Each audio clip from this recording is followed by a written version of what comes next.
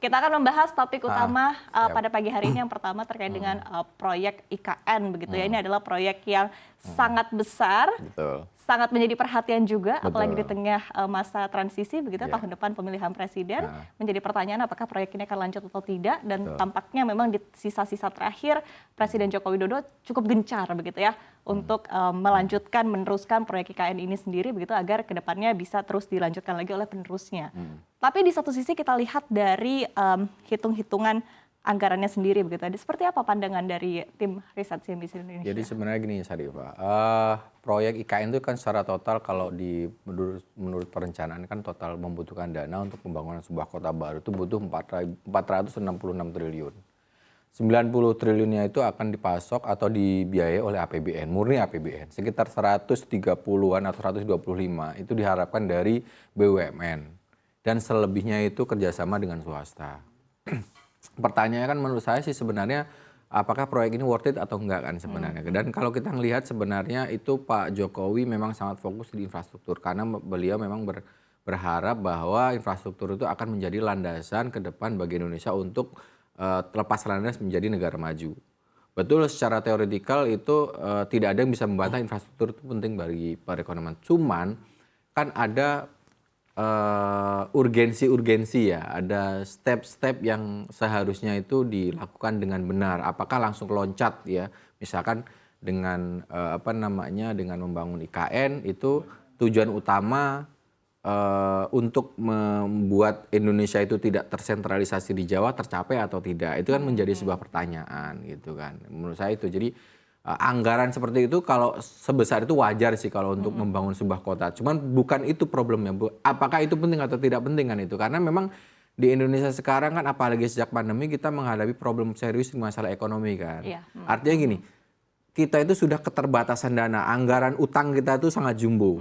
Ya kan? Jangan sampai utang yang besar itu digunakan untuk hal-hal yang secara ekonomi itu impact-nya itu nggak begitu terasa Besar, ke masyarakat. betul. Karena yang bayar utang itu kan pada ujungnya masyarakat sebenarnya. Baik, saya mengerti sekali begitu ya kegelisahan dari seorang Muhammad Ma'ruf ini adalah seperti apa, apakah memang betul worth it atau tidak begitu ya proyek IKN ini ke depannya, karena tadi sekali lagi juga anggaran yang digunakan juga sangat besar, tadi menggunakan anggaran APBN juga tentunya begitu ya, meskipun sebetulnya secara proporsi APBN ini terhitung kecil begitu kan ketimbang anggaran yang diharapkan bisa didapatkan dari investor sekitar Betul. 20 berbanding 80 begitu kan, 80%-nya adalah investor begitu. Tapi Anda melihatnya kesuksesan dari proyek IKN ini sendiri, dari tadi ya proporsi anggarannya sendiri yang dicanangkan oleh pemerintah begitu, tadi dengan sangat menitik beratkan kepada investor, kepada relasi dari pihak asing begitu ya bisa masuk ke dalam proyek IKN ini sendiri seperti apa? Jadi kalau misalnya gini, hal yang paling sederhana kalau kita lihat kritik, kita bisa lihat dari tujuan. Salah satu tujuan utama IKN menurut Pak Jokowi itu adalah ya, yang selalu digembar-gemborkan adalah mengurangi ketimpangan ekonomi spasial antara Jawa dan luar Jawa. Memang PDB kita, produk domestik bruto Indonesia itu 57% itu ada di Pulau Jawa. Penduduk Indonesia itu sekitar 53% itu ada di Pulau Jawa. Semuanya ada di Jawa karena Jawa memberikan atau menawarkan kehidupan yang layak lah bagi rakyat, sehingga semua berpulau di Pulau Jawa. Cuman pertanyaannya, apakah dengan kemudian pemerintah pindah ke sana akan menarik orang ke sana gitu. Sekarang pertanyaan sederhana, orang ke Jakarta, urbanisasi ke Jakarta itu mau ketemu pemerintah atau nyari uang? Nyari uang. Nyari uang kan, itu problemnya. Emang kalau kemudian Pak Jokowi pindah ke sana, orang akan pindah ke sana kan enggak? Gitu. Itu pertanyaan, itu yang menurut saya juga menjadi alasan kenapa sampai sekarang saya belum melihat ada investor luar negeri, investor lokal itu yang maksudnya ikut sama pemerintah sama-sama oke, saya bangun gitu. Saya roda ekonominya yang roda dicari. Iya betul, karena magnet sebuah ibu kota itu bukan karena cuman gedung atau segala macam gitu ya, atau kemegahan, tapi kemampuan dia untuk memberikan kehidupan yang layak. Jadi itu menurut saya kritik. Jadi kalau saya singkatnya, saya sebenarnya ya secara pribadi saya ngeliat ini sebenarnya bukan proyek yang pantas dijalankan, bahkan diteruskan menurut saya gitu ya. Bukan katakanlah kita butuh itu, tapi tidak sekarang. Dengan konteks Indonesia PDB per kapitanya masih 4.000, masih menengah negara kelas menengah gitu, belum sampai ke arah sana. Artinya kalau untuk mau menciptakan sumber ekonomi baru, untuk memecah ekonomi tidak terkonsentrasi di Jawa, tidak dengan ibu kota. Buat aja kawasan industri baru, kawasan ekonomi baru, tidak harus dengan ibu kota yang itu mahal.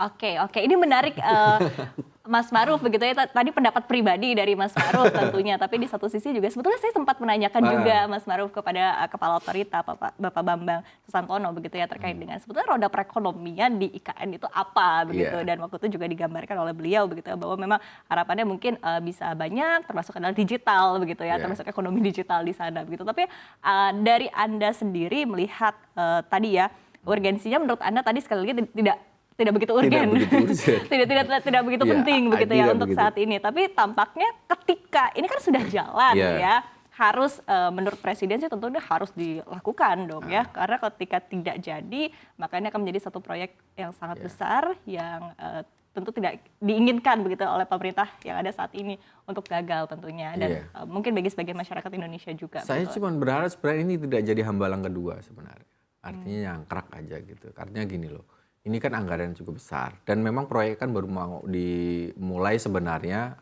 3 Juni tahun ini kan sebenarnya. Bayangin 37 triliun harus dihabiskan dalam 12 bulan ke depan. Itu mau bangun proyek Bandung Bondowoso kan. Itu artinya kualitas proyeknya, perencanaan. Saya melihat kesan ada keterburuan lah untuk proyek ini gitu loh. Dan kalau saya melihat ini sebenarnya kan lebih ke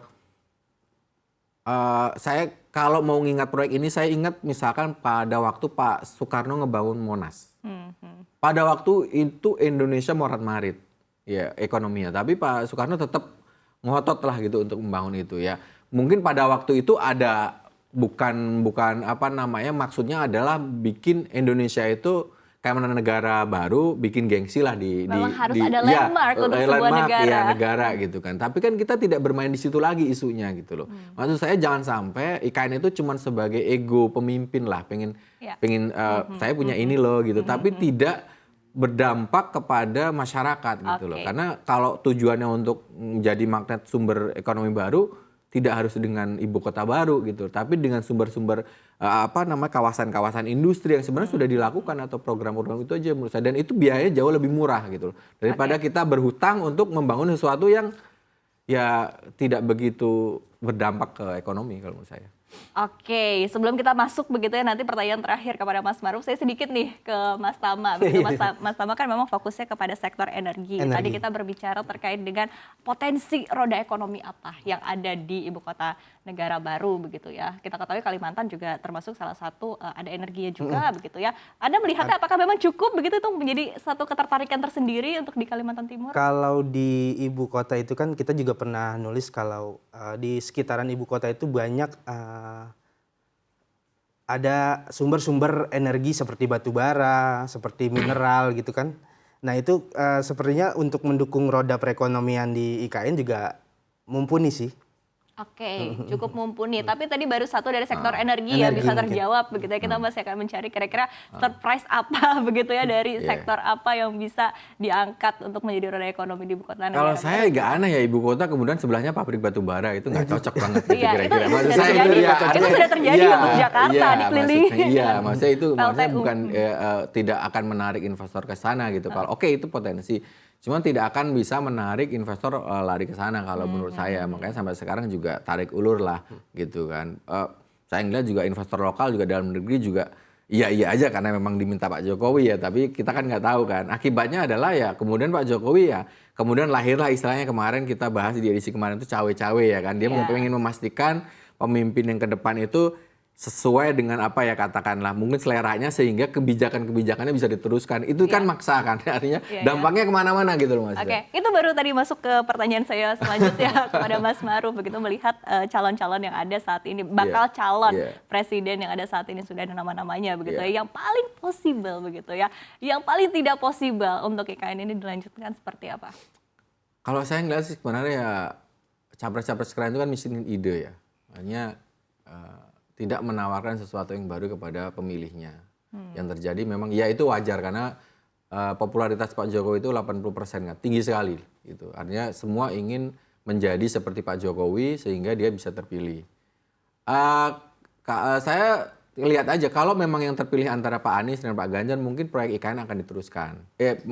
Pak Ganjar dan Pak Prabowo Prabowo. mungkin akan diteruskan karena memang kita bisa lihat lah apa namanya tindak tanduk mereka selama ini istilahnya pengen mencetak seperti Pak Jokowi dan sudah berkomitmen untuk melanjutkan. Kalau untuk Pak Anies kan kalau kita lihat beliau itu sekarang pakai strategi berbeda ya, strategi antitesa. Jadi mencoba untuk mengcounter semua kebijakan Pak Jokowi dengan harapan orang-orang yang kecewa dengan Pak Jokowi akan memilih dia gitu. Termasuk Itu aja. kebijakan subsidi Iya, listrik energi ya. listrik dan segala macam gitu. Kalau menurut saya sih gitu.